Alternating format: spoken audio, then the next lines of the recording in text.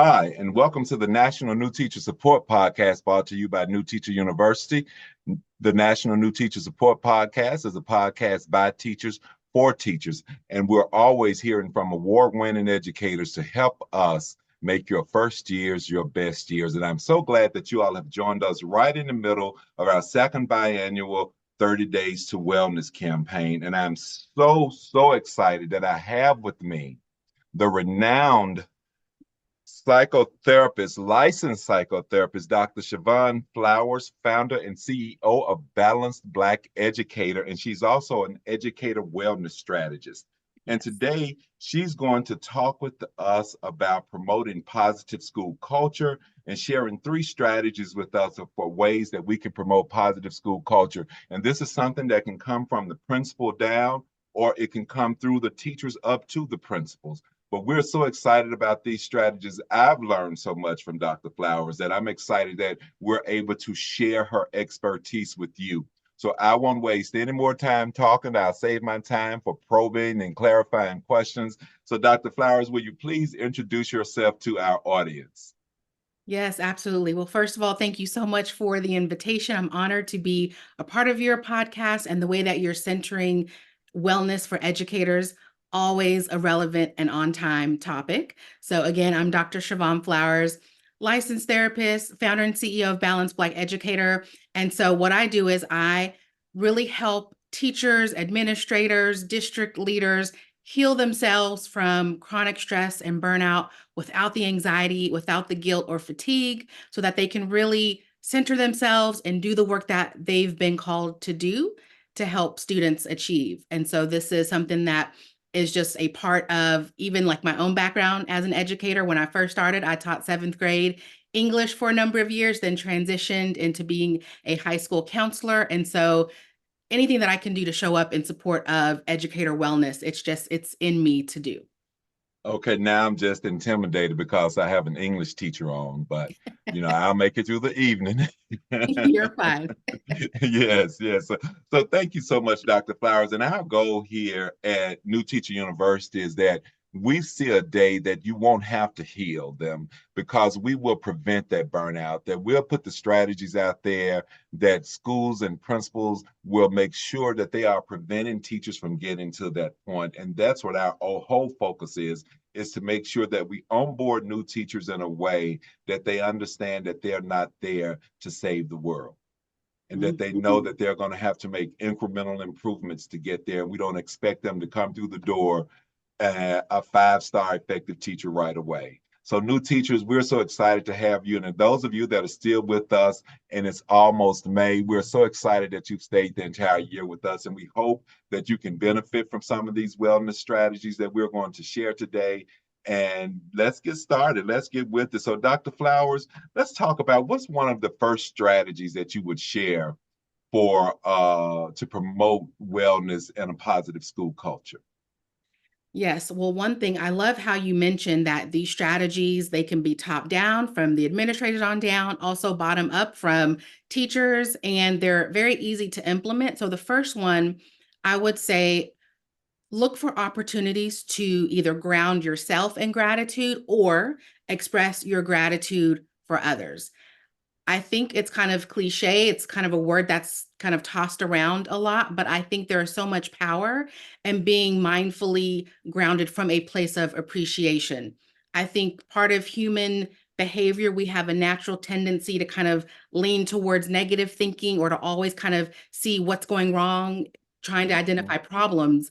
And we don't spend nearly as much time really, again, focused on what can I be grateful for? What's actually going well? How can I make someone else's day feel better? And when that energy is reciprocated, it can really turn things around for you as well when you give the opportunity for someone to be able to pour into you. So I think opportunities, and again, these are things that don't cost money. So this is like, it is, what is that phrase? Like, it's free to be kind to someone.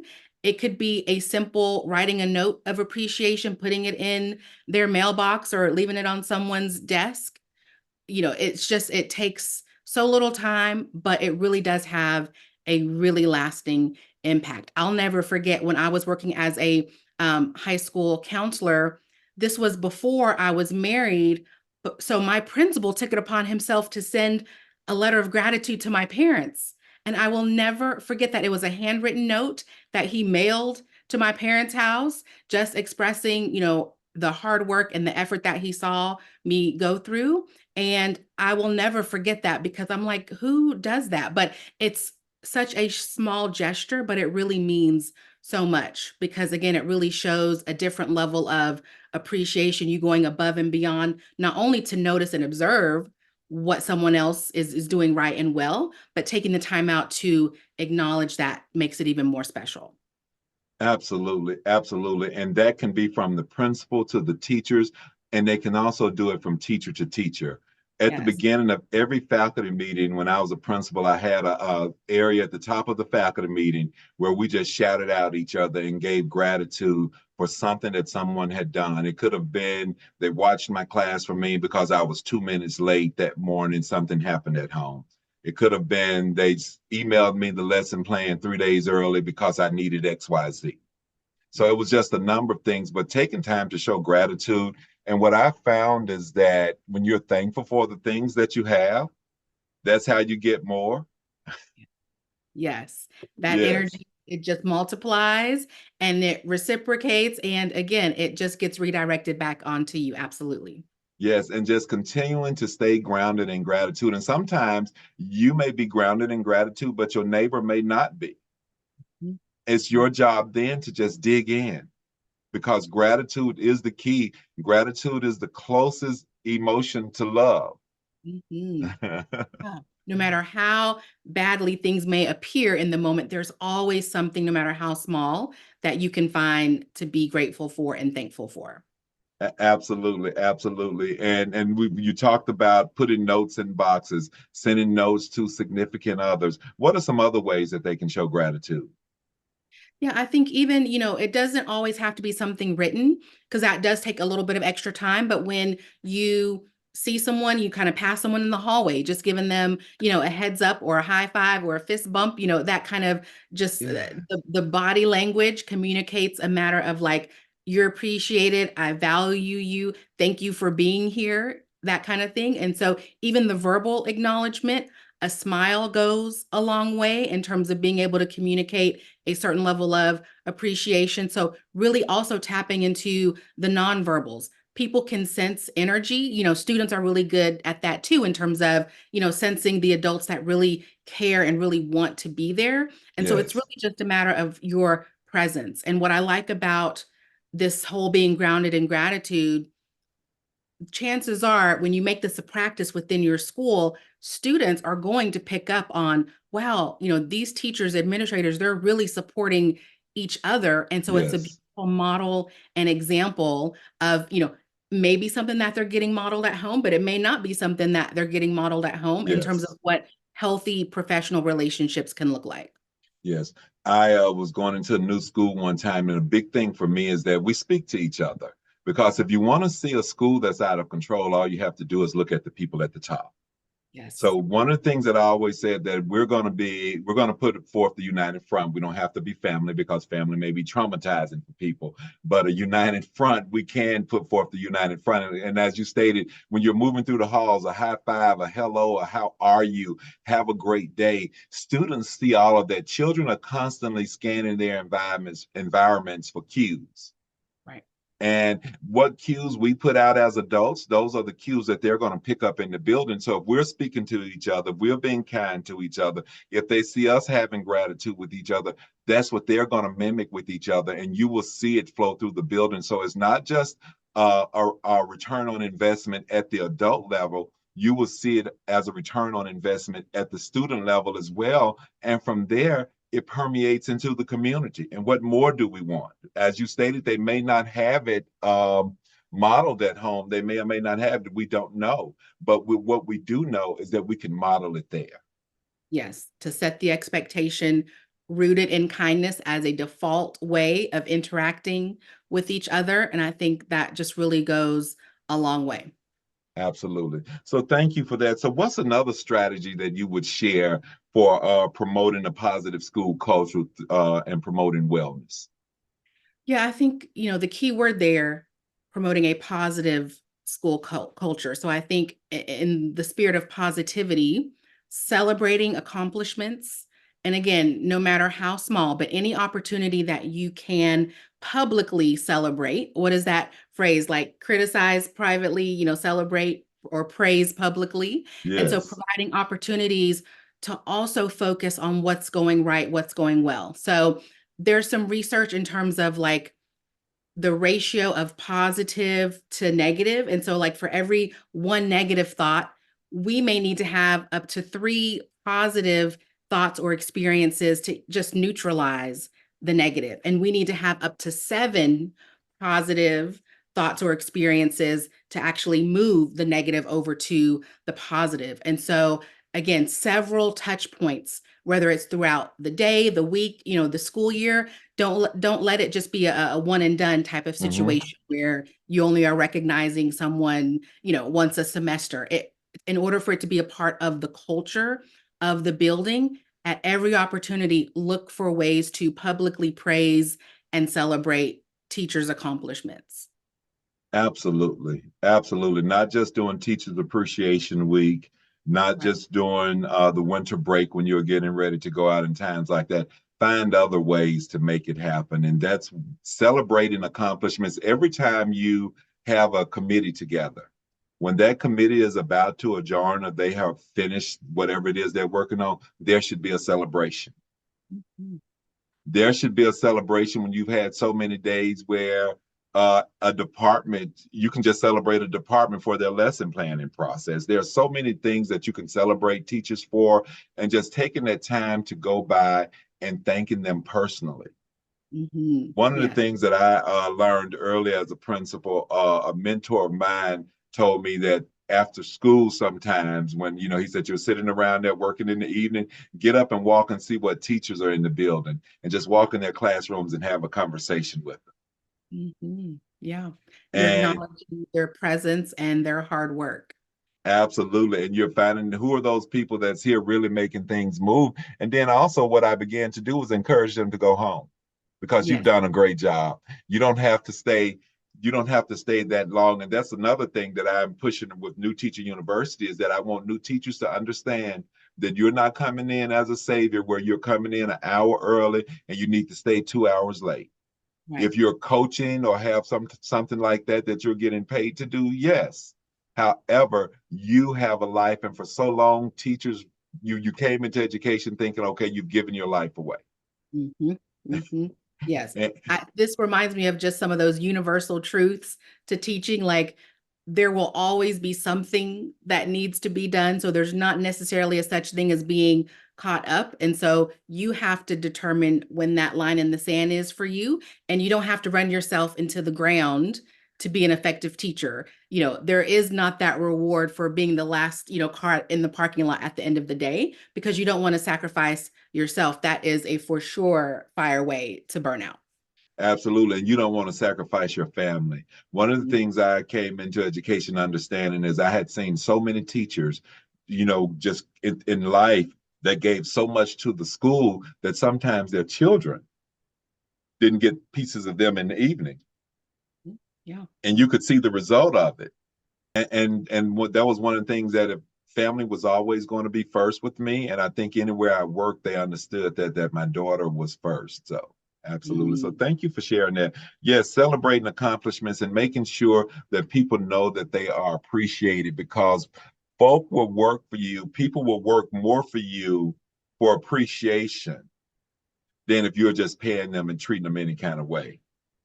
100%. And I think that goes to if they're feeling valued and appreciated, they know that they don't necessarily have anything to prove. It allows them to experience other aspects of their life with less guilt because they know that what they're doing is being acknowledged and supported. And they enjoy being at work. And what is the saying?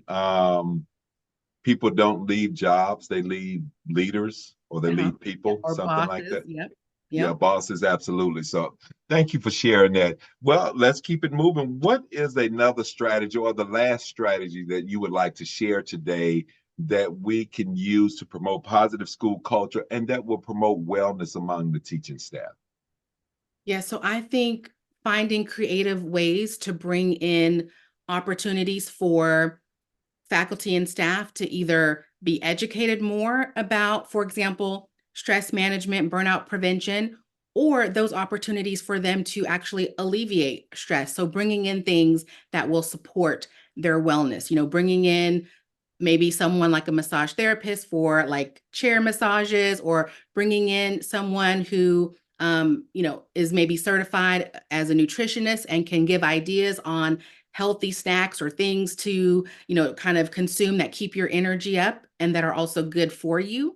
And then I think sometimes, unfortunately, what I have found, I've done work in several schools where they have been fortunate enough to have something like a wellness room for teachers or like a calming center, but without the administrators really making it crystal clear that they expect teachers to be using these resources.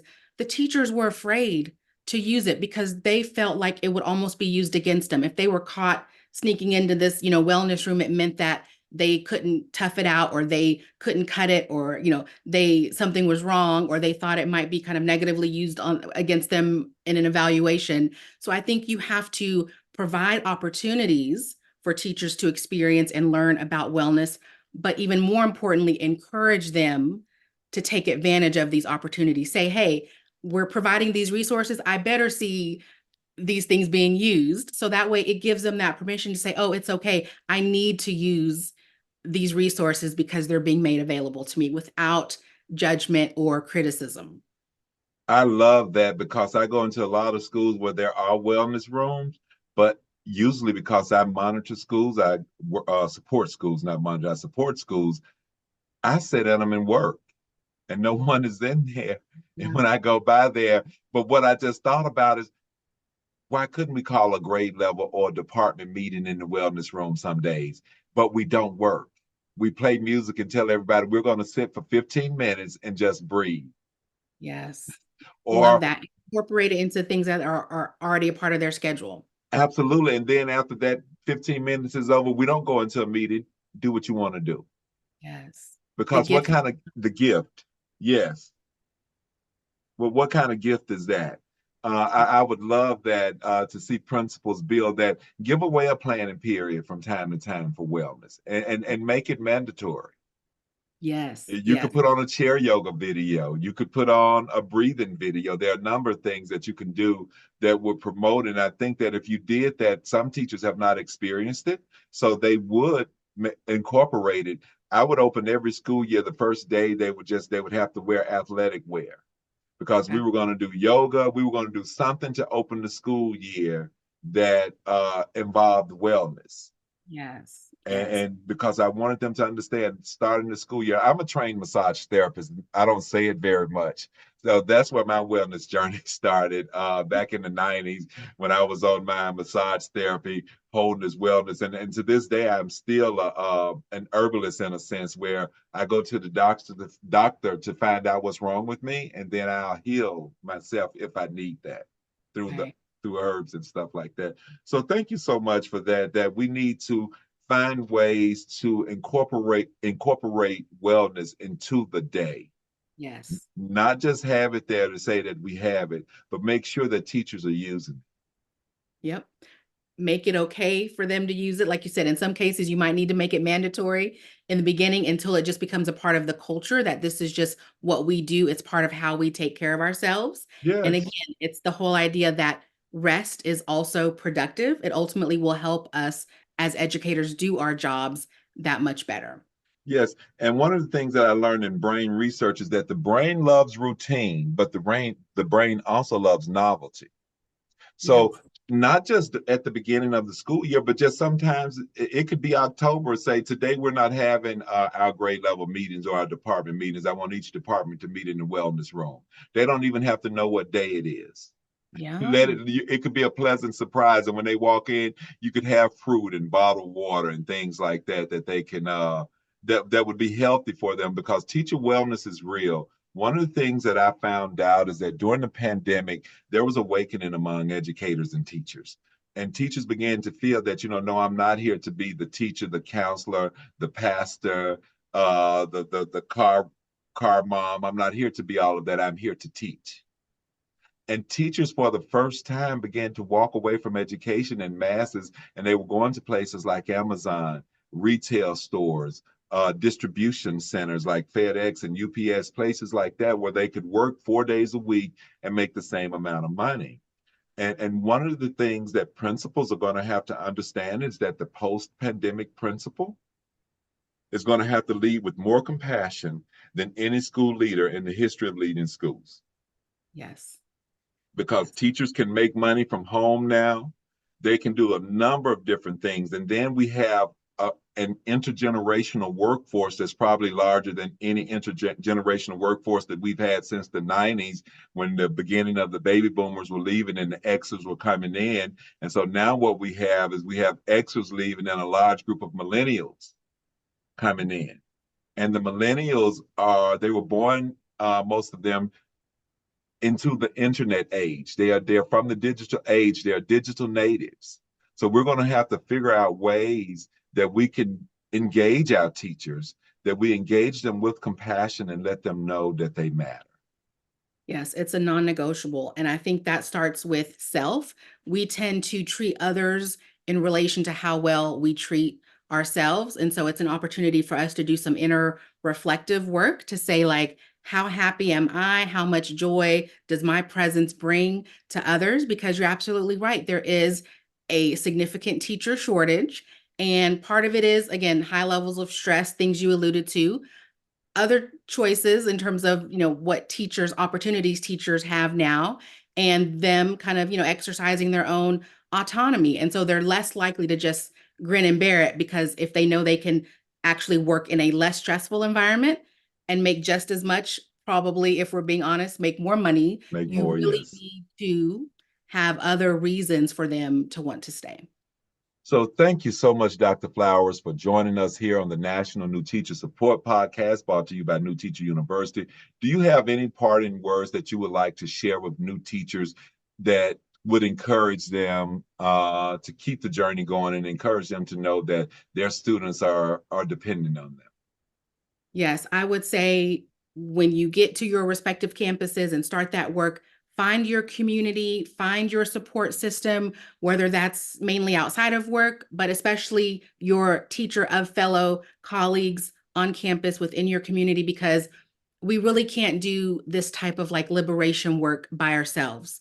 A lot of the issues that we're facing are systemic, and we need the collective power and wisdom of everyone being on the same page. That's why the topic, in terms of just invoking that positive school culture, is so important, because it just doesn't fall on one person. So whether it's top down, bottom up, everyone has to continue to have the same, mission and goals, and be in alignment in terms of, how they're wanting to show up and the energy that they're wanting to bring into the work each and every day. And of course, the natural byproduct of that is high levels of student achievement. When the teachers focus on their own wellness, student achievement naturally comes about as a result of that. Thank you so much, Dr. Flowers. And this has just been a wonderful, wonderful interview and podcast, because every strategy that you shared, it did not cost money. Right. Right. It really, what it cost was kindness, Mm-hmm. compassion, and Yeah. oneness. So thank you so much for being you and for sharing with our community. This has been just a jewel for us this evening. I hope you got the gems, new teachers, because this is not anything that must come from the principal. One teacher can start this. You can start it on your grade level. You can start any of this on your hallway. You can start it with your clique if you have a clique in the building. You all can start just passing gratitude notes, not necessarily to each other, but to other people. And they'll say, what are they up to now? And it'll spread like wildfire. It's going to It'll be very spread powerful like and so wildfire. well Yes. received. Yes. Yes. So wellness, wellness, wellness. Thank you so much, Dr. Flowers, for joining us here on the National New Teacher Support Podcast. New teachers, thank you for what you do. Teachers, thank you for what you do, period. Because always remember that you're the reason that some child is coming to school every day. And when they don't see you, they're disappointed. They don't have a good day. So thank you for what you do, teachers. You are definitely on the front line. And thank you for joining us on the National New Teacher Support Podcast, brought to you by New Teacher University. And I'm your host and principal, Dr. Terry Ross. Thank you.